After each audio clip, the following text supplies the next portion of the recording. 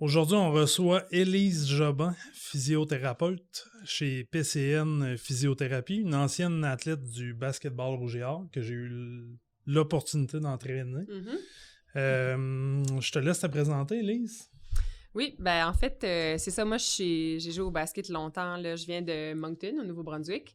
J'ai terminé mon secondaire en Ontario. J'ai fait un sport-études, c'était avec Basketball Canada dans le temps, qui s'appelait NIDA. Je sais pas. Ah ouais, je savais même pas. Ouais, Je sais pas quoi. En fait, il regroupait les 12 meilleures joueuses au Canada.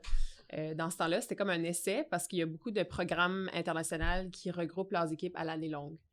Fait qu'ils espéraient que ça allait aider au Canada de mieux performer. Malheureusement, ça n'a pas duré longtemps, mais moi, j'ai eu la chance de participer mes 2 dernières années de secondaire là. Fait que j'ai gradué en Ontario. Puis, je suis venue à l'Université Laval directement après pour jouer. Fait que je n'ai pas fait de cégep. J'ai eu ce privilège-là aussi, je pense, selon plusieurs personnes. Finir plus tôt tes études aussi, en exactement. plus. Okay. Fait que là, c'est ça, je suis allée à l'Université Laval, j'ai joué au basket de 2008 à 2013, puis j'ai étudié en physiothérapie en même temps. Il a juste fallu que je fasse une année de transition, vu que j'avais pas fait de cégep, il a fallu que je fasse mes sciences nat là, qui me manquaient. Puis là, je suis rentrée en physio 4 ans et demi, j'ai joué en même temps, puis j'ai aussi continué avec Basketball Canada pendant ces années-là. OK. D'après moi, tu m'entraînais pour ça aussi, là. Ouais, je me rassure. Ça fait longtemps, mais oui, je pense que oui, on avait fait des programmes spécifiques pour ça, puis t'avais des compétitions l'été, je pense, tu te déplaçais. Exact, fait que c'est en 2008 que j'ai joué avec l'équipe junior, ça c'était avant que je commence avec Laval, puis on allait, cette année-là, c'était une qualification pour les championnats mondiaux, fait que c'était en 2009, fait que c'était la première année en fait que j'ai fait l'équipe junior ma 2e année, qu'on a fait les mondiaux en Thaïlande quand j'avais 19 ans. Puis, en 2011 aussi, j'avais fait une équipe canadienne de développement. Fait que c'était ceux qui participaient aux universiades. Fait que j'étais allée en Chine cette année-là pour les universiades. Fait que c'est ça. Fait que ça a été mes apparitions avec Basketball Canada. OK. Puis, c'est sûr que mon parcours comme athlète, c'est un peu ça qui m'a fait vouloir aller en physio. Est-ce que c'était clair dès le début pour toi que c'était la physio que tu t'en... Pas nécessairement. Tu sais, j'ai choisi l'Université Laval plus... Ben c'est sûr que côté basket, je trouvais que c'était vraiment idéal pour moi. Mais c'était aussi une université qui avait beaucoup de programmes en santé. Fait que, tu sais, je savais que je voulais aller en santé. C'est toujours quelque chose qui m'a passionnée. La physio, c'est mon premier choix, en fait, de tous les choix que j'avais faits. Puis, fait que c'est ça que j'ai fini par choisir. Puis, je trouve que ça fitait vraiment juste bien avec mon parcours puis où est-ce que je voulais m'en aller avec ma carrière. Fait que c'est ça. OK. La question qui tue, comme je travaille aussi dans le monde de l'entraînement, la santé, on parle aux gens de physiothérapie puis de physiothérapeute. Les gens font pas trop la différence, on dirait, entre un physio, une physio, un médecin, un chiro, un masso. C'est quoi la différence? Ben en fait, nous, on est comme, je vais pas dire spécialiste parce qu'en théorie, on n'a plus le droit de dire spécialiste, là, mais on est vraiment les experts à évaluer tout ce qui est blessure. Fait que tout ce qui est douleur, articulation, des blessures liées au sport, c'est ça qu'on est experts à évaluer. Fait que quand les gens viennent, ils ont une problématique, une douleur, on évalue, on fait plein de tests pour voir l'origine de la douleur. Après ça, on va orienter le plan de traitement par rapport à ça. Fait que habituellement, ce que je dis aux gens, c'est que si vous avez mal en quelque part, pas au ventre, pas aux oreilles, tu sais, quand vous avez mal à une articulation, allez voir des physios.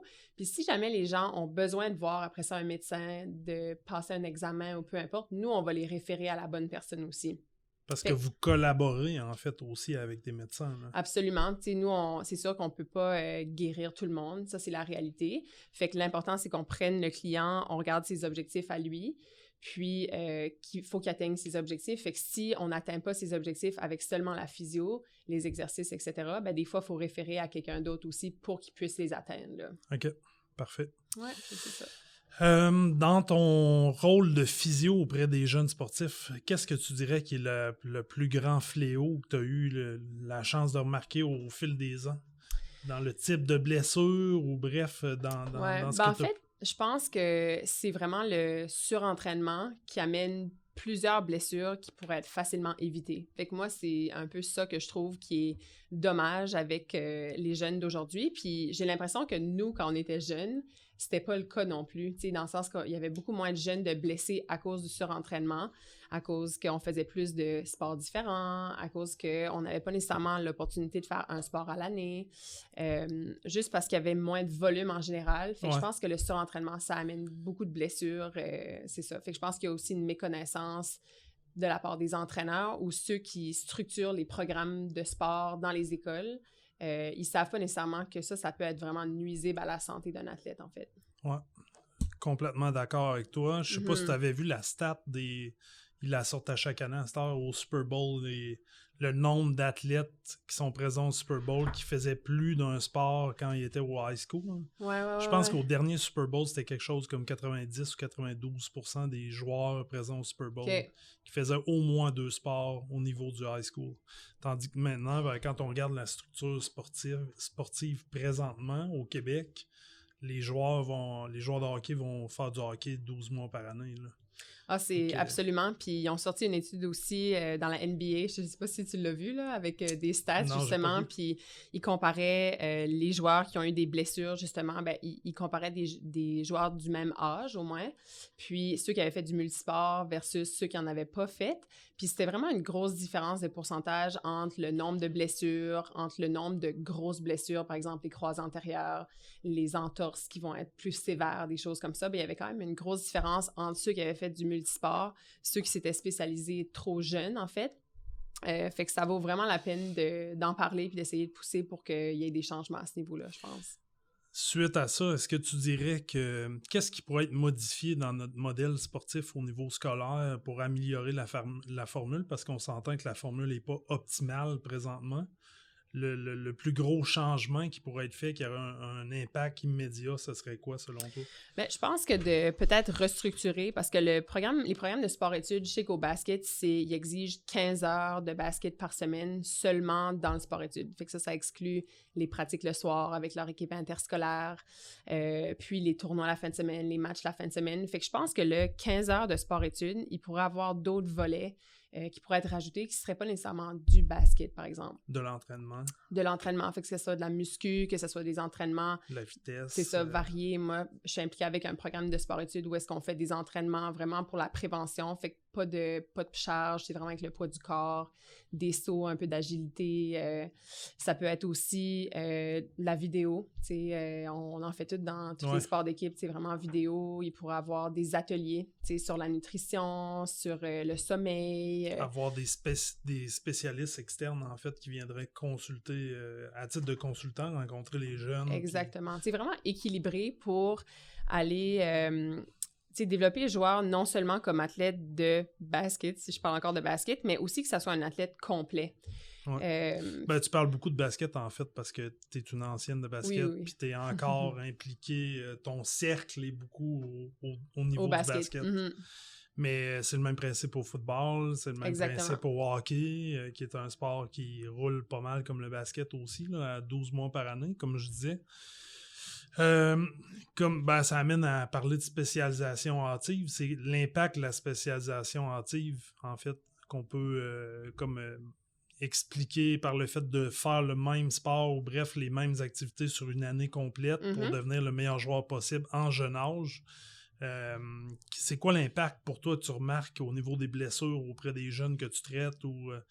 C'est ça. Comme j'expliquais un peu, il y a beaucoup de blessures de surentraînement. Fait que les jeunes, ils n'ont pas de break. Ça va venir c'est où précisément? Tu vas avoir beaucoup de genoux? Dans quelle articulation? Genoux, c'est sûr que les genoux, c'est vraiment fort au niveau du basket. Je dirais que c'est probablement l'articulation qui va être la plus touchée là, au niveau du surentraînement. Fait qu'on parle de syndrome fémoro-patellaire, des tendinopathies rotuliennes. C'est vraiment les plus fréquentes. Puis, je dirais que c'est vraiment ça. C'est sûr qu'il y a aussi des périostites, les fameuses périostites, classique. Tout ce qui est jambes, tout ce qui est bas du corps. Fait qu'au basket, c'est sûr que c'est beaucoup ça, les blessures de surentraînement. Des fois aussi, c'est juste des jeunes qui vont être extrêmement raides, tu sais, à force d'en faire trop. C'est comme le corps qui devient tellement raide, ça peut être les hanches, ça peut être le dos. Puis, il y a des choses à faire pour ça. Un, réduire le volume. Mais après, ça prend des exercices aussi pour essayer de... Activer les bonnes chaînes musculaires qui vont t'aider à redevenir mobile, à gagner de la flexibilité. Puis... Exactement. Puis tu sais, je pense que le corps nous parle. Fait que quand on a des douleurs comme ça, il faut juste s'assurer de trouver une solution, puis trouver la cause aussi. Fait que tu sais, la cause étant le surentraînement, c'est pas toujours facile à régler. Fait que c'est là, je pense que c'est bon d'en parler, puis de faire de l'éducation aux entraîneurs, aux écoles, parce que je pense que c'est eux qu'il faut qu'il y ait une prise de conscience aussi, que les jeunes, des fois, ils en font vraiment trop, là.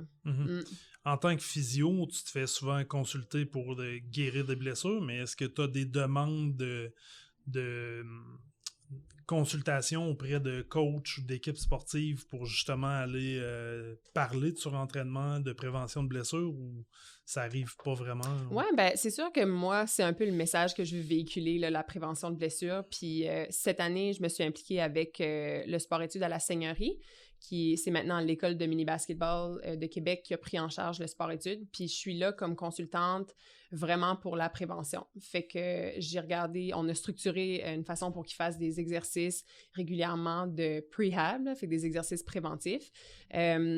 On a regardé aussi ensemble le volume d'entraînement. Fait que, tu sais, regardé pour être sûr que c'est équilibré, là, le 15 heures par semaine qu'on parlait.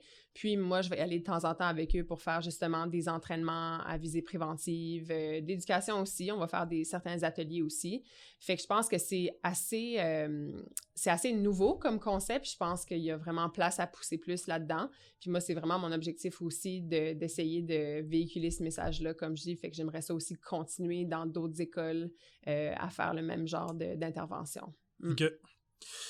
Tu travailles avec Basketball Canada aussi. Puis, vu qu'on est amis Facebook, je vois passer les posts que tu fais quand tu es en voyager beaucoup. Là. Vous allez un peu partout sur la planète. Puis, évidemment, tu as un rôle de physio, mais vu que tu es 24 heures sur 24 avec la gang, c'est quoi les autres rôles que tu vas occuper quand tu te retrouves dans des voyages comme ça? Oui, bien c'est sûr que, tu sais, j'ai le rôle de physio curatif. Fait que donc, si les jeunes se blessent, bien, c'est sûr que comme un peu en clinique, je vais les évaluer, je vais les traiter, je vais leur donner des exercices et tout ça. Un rôle que j'ai plus avec Basketball Canada, c'est au niveau de la prévention aussi. Fait que ça inclut tous les échauffements. Fait que chaque échauffement de chaque pratique, je vais aller voir l'entraîneur qui va me donner son plan de pratique. Puis moi, je vais construire un échauffement adapté au plan de pratique pour faire avec les joueuses. Fait que j'ai souvent le premier 15-20 minutes de chaque pratique là, pour les échauffer. Fait que je mélange beaucoup du basket puis des exercices préventifs aussi avec ça. J'ai tout ce qui est récupération aussi. Fait que des fois, ici, par exemple, au GA, ça va être plus des fois récupération, les kin, les préparateurs physiques qui vont faire ça. Là, c'est plus moi qui gère ça. Fait que tout ce qui est mobilité, des fois, on parle de bain de glace, des choses comme ça, ben c'est plus moi qui va aborder ça. La nutrition, sans dire que je donne des gros conseils, c'est sûr que j'ai quand même une base aussi là-dedans, ayant été athlète, puis ayant beaucoup travaillé avec des diététistes aussi. Fait que j'essaye de conseiller quand il y en a qui me le demandent aussi, parce que c'est super important dans la récupération aussi, là, la nutrition. C'est souvent un aspect qui est beaucoup négligé aussi là, auprès des jeunes. Oui, vraiment. Puis surtout dans les cas avec Basketball Canada, c'est 2 entraînements par jour. Tu sais, c'est là que c'est encore plus important. Tu as besoin de récupérer là, à 100%. Là. Exactement. Tandis que quelqu'un qui s'entraîne 3 fois par semaine, ben, c'est peut-être moins important. Là. C'est toujours important, mais c'est peut-être moins primordial. C'est ça. Fait que c'est sûr que j'ai d'autres petits rôles aussi, tu sais, tout ce qui est sommeil, des fois on fait des tests d'hydratation, des choses comme ça. Fait que c'est un rôle de physio qui est assez large là, avec Basketball Canada. Le mot prévention est revenu quelques fois dans les discussions. T'as cette année, l'an dernier, développé une app qui est dans le fond, qui vise la prévention pour les sportifs. Exact. Qu'est-ce qui a fait germer l'idée de créer une app pour toi? C'est ton travail de physiothérapeute puis le type de blessure que tu voyais? Ou... Oui, ben en fait, quand j'ai commencé à travailler avec Basketball Canada, je trouvais ça vraiment cool que ça soit moi qui prenne en charge un peu tout ça. Puis je trouvais ça vraiment le fun que les athlètes aient accès à toutes ces ressources-là finalement. Fait qu'un warm-up personnalisé à chaque pratique, des exercices, des séances d'exercices préventives aussi, en plus de la muscu et tout ça. Puis quand je suis revenue, puis en travaillant avec les jeunes, soit dans les écoles ou à la clinique, il y a tellement de choses faciles qu'ils pourraient savoir, soit les athlètes ou les entraîneurs, qui pourraient prévenir une tonne de blessures. Par exemple, comment bien faire un squat, comment bien faire une fente, des choses comme ça. C'est pour moi, c'est vraiment simple. Puis je me disais, ben, faut que tout le monde soit au courant de tout ça, incluant l'échauffement, incluant les exercices préventifs. Fait que mon premier réflexe, ça a été de, OK, ben, je pourrais essayer de véhiculer cette information-là à travers des conférences aux entraîneurs. Fait que c'est là que j'en avais fait une avec l'école à Brébeuf. Mais il manquait toujours quelque chose. C'était vraiment bien. Tu sais, les gens étaient super contents, mais il y avait comme pas de suivi à ça. Puis on sait tous que n'importe quelle présentation théorique, on va seulement retenir aussi un petit pourcentage de ce qu'on entend finalement. En fait, tout le monde est super content pendant que la conférence se donne, puis il en remarque les petites améliorations qu'il pourrait faire directement dans la salle d'entraînement ou dans le gym. Mais une fois que toi, tu t'en vas, puis la conférence est finie, ça... Exactement. Puis il n'y a pas de continuité là, à ça. Fait que là, après ça, ben, je pensais à ça. Puis je me disais, ben, la façon la plus facile, puis avec l'ampleur de la technologie aujourd'hui, c'était d'avoir justement une plateforme que les coachs puis les athlètes pourraient utiliser ces ressources-là à tous les jours facilement. L'app est super facile à utiliser, puis il y a toujours une variété aussi. Parce que ça, c'était l'autre défi aussi des conférences, c'est que je leur laissais une feuille avec 1 ou 2 échauffements. À un moment donné, comme la majorité des gens, on se tanne de toujours faire la même chose. T'as besoin de la progression. T'as besoin d'une progression, des exercices différents, des exercices qui vont être plus difficiles. Fait que c'était juste vraiment la façon la plus logique de poursuivre si je voulais vraiment voir un impact à ce niveau-là, c'était d'y aller avec une application mobile. Puis le développement de ton app s'est bien passé. Ça a été quoi ton plus gros challenge jusqu'à date? Je pense que c'est la patience. Parce que c'est très long. Ouais, ben c'est long, puis honnêtement, je savais pas, tu sais, je m'embarquais là-dedans un peu en sachant pas à quoi m'attendre, vraiment. Mon programmeur est vraiment super. Je cherchais quelqu'un aussi qui connaissait un petit peu c'est quoi des séries, des reps. Tu sais, ça prend quelqu'un qui connaissait aussi. Pour ça a vraiment été super, mais je pense que c'est la patience parce que moi, j'ai une idée claire de ce qu'était mon application. Mais il y avait tellement d'étapes pour se rendre là, puis il fallait corriger des trucs en cours de route, puis tout ça. Fait que c'était vraiment un beau challenge. Puis encore aujourd'hui, en l'ayant lancé, c'est encore vraiment un beau challenge. Mais c'est la patience, je pense. Puis, dans le fond, on peut retrouver des exercices pour la prévention de blessures, pour les échauffements, mais on peut aussi retrouver des exercices de musculation? Ou... Ben, pas de muscu. Fait qu'en fait, dans l'application, on appelle ça un programme de prévention de blessures. Puis c'est, comme je te disais tantôt, c'est vraiment méconnu. Ben, c'est vraiment connu, en fait, dans le monde de la physio, de la kin, de la préparation physique, parce qu'il y a énormément de recherches qui se font là-dessus, mais les gens qui devraient l'utiliser ne savent pas nécessairement c'est quoi. Fait qu'un programme de prévention, c'est des échauffements, fait qu'avec progression, avec une variété d'exercices. Après ça, tu as des programmes d'exercices préventifs. Fait que c'est là, des fois, je pense que les gens savent pas, mais c'est pas nécessairement de la musculation. Mm-hmm. C'est tous ceux-là qui sont dans l'application, c'est des exercices qui sont avec le poids du corps et des élastiques des fois. Il peut y avoir des sauts, de la proprioception. Fait que c'est tous des programmes justement qui peuvent être faits avec peu de matériel. Fait que c'est là que c'est différent un petit peu de la muscu. Puis ça vise vraiment à prévenir les blessures les plus fréquentes dans ton sport. Fait que là, j'ai vraiment lancé l'application Basket. Donc, ça va viser tout ce qui est blessure au genou, traumatique ou non, les croisés antérieurs, les entorses de cheville, un peu tout ça. Fait que c'est vraiment adapté au sport, finalement. OK. Ouais. Est-ce que tu prévois dans le futur développer probablement des sections pour football et autres? Absolument! Ouais. Oui, ben, tu sais, je pense que c'est logique, là. C'est la progression logique. Là, c'est sûr que je pense que les gens recherchent quelque chose qui est spécifique à leur sport aussi. Là, pour moi, c'était le basket en premier, c'était sûr. C'est ton sport aussi. C'est ça que je connais le mieux. Puis ce qui est le fun, c'est que il y a vraiment des concepts techniques de basket mélangés avec des concepts de prévention. Fait que ça vient vraiment être super adapté. Puis des fois, c'est comme, tu sais, les échauffements, il y a des fois des coachs qui sont réticents, par exemple, à faire un échauffement. C'est encore un challenge en 2019 de faire comprendre aux gens l'importance de s'échauffer. Exactement. Avant de s'entraîner, mais aussi avant de faire du sport. Là. Puis c'est un échauffement aussi qu'il faut qu'il soit efficace puis qu'il y a un objectif. Tu sais, je pense qu'il y a plusieurs échauffements des fois qui sont créés, qui sont... tu tu sais, qui visent pas nécessairement, ou qui n'ont pas nécessairement de purpose. Je cherche un peu le mot. Fait que, tu sais, ceux que j'ai créés, en fait, ça mélange du basket. Fait que, tu sais, des fois, au début, il peut y avoir du dribble, il peut y avoir des passes, des choses comme ça. Mais après ça, tu vas rajouter des exercices qui vont aller prévenir les entorses de cheville. Ça peut être des sauts, ça peut être de l'activation musculaire. Fait que, qui va préparer le corps aux exigences du sport, finalement. Puis, la fin de l'échauffement, ben encore une fois, tu peux mettre d'autres concepts techniques de basket aussi, mais tu vas aller chercher justement à augmenter ta fréquence cardiaque, à préparer ton corps justement là, à ce qui s'en vient. Là. Fait que je pense que c'est ça, c'est vraiment d'aller chercher quelque chose qui est spécifique au sport. Je pense que les coachs puis les athlètes vont plus embarquer si c'est quelque chose qui convient plus à ce qu'ils vont faire après pendant leur pratique. Là. OK. Tu travaillais avec l'école, tu travailles encore peut-être avec Brébeuf, avec basket? Brébeuf. Avec les plus jeunes, les échauffements, tu vas cibler ça de quelle façon pour les intéresser à ça? Tu les jumelles justement avec du basket, du dribble ou en gymnase? Ouais, ben en fait, je pense que ce qui est le fun avec les jeunes, c'est que eux autres, ils sont tellement, on va dire, craqués, là, en bon français. Motivés, OK. Ouais. Ils sont vraiment motivés. Quand ils arrivent au sport-études, ils veulent vraiment, faire de leur mieux, puis tout ça. Puis je pense qu'ils vont juste s'adapter à la masse. Fait que si ils voient les plus vieux faire des échauffements, de faire les exercices et tout ça, ils vont embarquer aussi.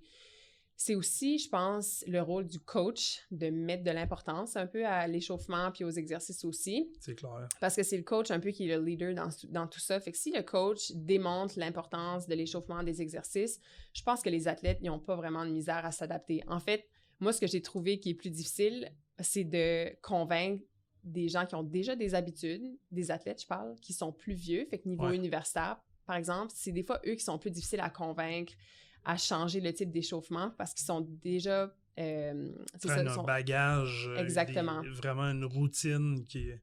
On le voit aussi chez les pros, traînent une routine des fois qui est dépassée un peu, mais qui ça fait 5 ou 10 ans qu'ils sont habitués à ça. Ils utilisent la même façon de faire. Là. Exactement. Fait que souvent, les jeunes, moi, je trouve qu'ils sont plus réceptifs puis sont plus...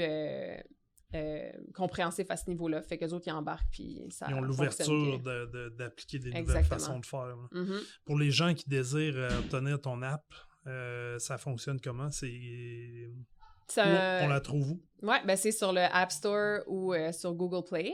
Fait que comme n'importe quelle application, tu peux la télécharger dans ton téléphone. Puis pour payer, fait qu'en fait, c'est des abonnements. Fait que tu peux prendre un abonnement mensuel ou annuel. Fait que pour prendre un abonnement, tu vas sur mon site web qui est www.proathlete.ca. Puis fait que ça explique un peu toute l'entreprise c'est quoi. Puis il y a la section abonnement où est-ce qu'ils peuvent choisir leur abonnement. Après ça, ben c'est ça, au moment du paiement, ils reçoivent un code d'activation par courriel qui rentre dans l'application. Puis ce qui est intéressant aussi pour les gens, parce que c'est sûr que l'option la plus efficace, c'est d'abonner aussi les athlètes et les entraîneurs. Fait que quand c'est les abonnements de groupe, il y a aussi des prix de groupe. Okay. Fait qu'il y a un prix qui est sur justement le site web, mais quand on va s'abonner, un programme va s'abonner par exemple, ça va être moins cher par individu en s'abonnant en gros groupe finalement. Parfait. Merci Élise de ta présence au podcast aujourd'hui. Ça fait plaisir. En espérant qu'on va pouvoir contribuer au bien-être des jeunes athlètes au fil des prochaines années. Ben oui, j'en suis certaine. Merci. Merci.